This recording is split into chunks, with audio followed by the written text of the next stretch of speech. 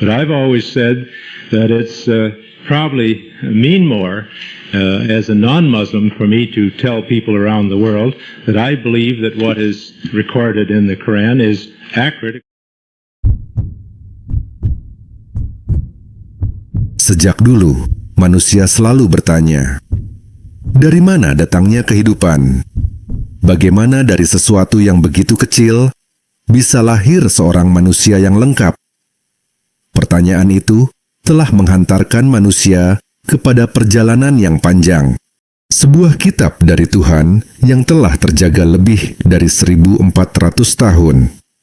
Kata-katanya selaras dengan logika dan temuan sains modern. Dengan hati tenang dan pikiran terbuka, mari kita telusuri kebenaran itu, agar kita makin tahu, bukan makin ragu. Farwade Studio. Dalam Quran, Al-Mu'minun ayat 13 sampai 14. Kemudian kami menjadikannya air mani yang disimpan dalam tempat yang kokoh, rahim. Kemudian air mani itu kami jadikan sesuatu yang melekat. Lalu sesuatu yang melekat itu kami jadikan segumpal daging, dan segumpal daging itu lalu kami jadikan tulang belulang. Lalu tulang belulang itu kami bungkus dengan daging. Kemudian kami menjadikannya makhluk yang berbentuk lain. Maha suci Allah, pencipta yang paling baik. Subhanallah. Ayat yang telah ada sejak tahun 610 M di masa tanpa mikroskop dan laboratorium menyebut proses yang baru dapat dibuktikan lebih dari 1000 tahun setelahnya. Namun, meski demikian, ada sebagian orang yang menyangkal. Mereka berkata bahwa sebelum Al-Quran, ilmuwan Yunani telah menjelaskan prosesnya, bahkan menuduh Nabi Muhammad meniru teori-teori kuno itu. Kalau begitu, mari kita bandingkan semuanya dan lihat mana yang lebih mendekati kebenaran. Ribuan tahun sebelum mikroskop ditemukan, sekitar 400 tahun sebelum Masehi, Hippocrates mencoba memahami asal kehidupan.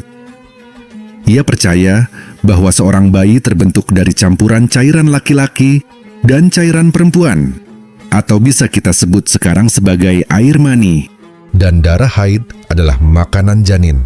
Beberapa dekade kemudian, sekitar 350 sebelum Masehi, Aristoteles mengemukakan teori baru.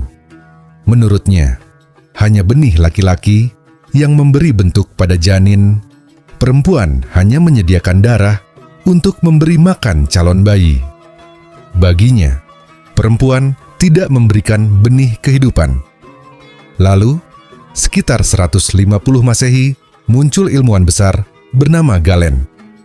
Ia percaya bahwa janin terbentuk dari cairan laki-laki bercampur dengan cairan perempuan yang ia kira seperti mani perempuan, dan darah haid adalah makanan janin.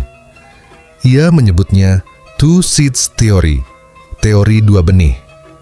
Namun secara sains kini kita tahu bahwa perempuan tidak menghasilkan mani, kehamilan bukan campuran cairan, serta darah haid justru berhenti saat seorang wanita hamil, di mana fakta ini baru terungkap setelah mikroskop diciptakan pada abad ke-16 dan embriologi modern berkembang pada 1850 sampai 1900. Namun jauh sebelum itu, di abad ke-7 pada masa tanpa laboratorium, di sebuah masyarakat yang tidak menulis buku biologi, turunlah ayat yang menggambarkan proses itu dengan sangat teratur. Nutfah, setetes mani alaqah, sesuatu yang melekat kuat. Mudghah, segumpal seperti daging yang dikunyah tulang, terbentuk dibungkus dengan daging narasi. Urutan ini akhirnya terbukti, satu persatu, dengan kemajuan embriologi modern. Al-Quran juga menyebut bahwa setelah manusia diciptakan dari setetes mani yang bercampur, Allah menjadikannya mampu mendengar dan melihat urutannya. Dengar, lihat. Quran Surat Al-Insan ayat 2. Sesungguhnya kami telah menciptakan manusia dari setetes mani yang bercampur. Kami hendak mengujinya dengan perintah dan larangan. sehingga menjadikannya dapat mendengar dan melihat, dan fakta ilmiah memberi detail yang menakjubkan. Mata memang mulai terbentuk lebih awal, terlihat sejak minggu keempat. Tetapi, pendengaran adalah indera yang lebih dulu berfungsi janin mulai merespons suara pada usia 16 sampai 18 minggu. Sementara respon cahaya pada mata baru muncul sekitar 28 sampai 30 minggu. Seolah ayat itu tidak sedang menggambarkan bentuk, tetapi fungsi. Dan urutannya terlihat sangat tepat berdasarkan ilmu sains. Ketika ilmu modern mulai menyentuh tahap-tahap ini dengan lebih detail, para ilmuwan memperhatikan bagaimana kitab Al-Quran selaras dengan penemuan modern. Salah satu ilmuwan itu adalah Profesor Keith Moore, embriolog Kanada. But I've always said that it's probably mean more as a non-Muslim for me to tell people around the world that I believe that what is recorded in the Quran is accurate according to our present knowledge. And as I say, I'm sincere in what I say, is that we just didn't have this knowledge, and some of this knowledge about the genes and the chromosomes has only come to us in the last 10 and 15 years. And I think that maybe in another 100 years, and I won't be here, but on those verses, if you ask them to the embryologists of that day, they will say, sure, that is what this means. And I have seen some of my colleagues who've been so impressed by what they have read in the Quran and so on, that they have certainly, there have been a few cases where they have converted, and that's fine.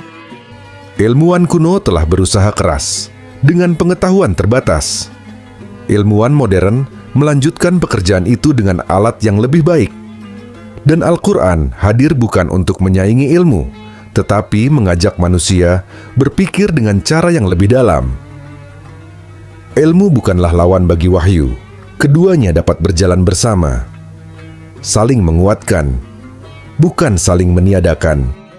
Ketika kita menyatukan keduanya, kita menemukan gambaran yang lebih lengkap tentang kebesaran Allah Subhanahu wa Ta'ala. Semoga perjalanan singkat ini membuat kita semakin mengenal keindahan dan kesempurnaan Al-Quran. Terima kasih telah menyaksikan. Jangan lupa like, komen, dan subscribe untuk bisa terus bersama kami, agar kita makin tahu, bukan makin ragu. Faraway to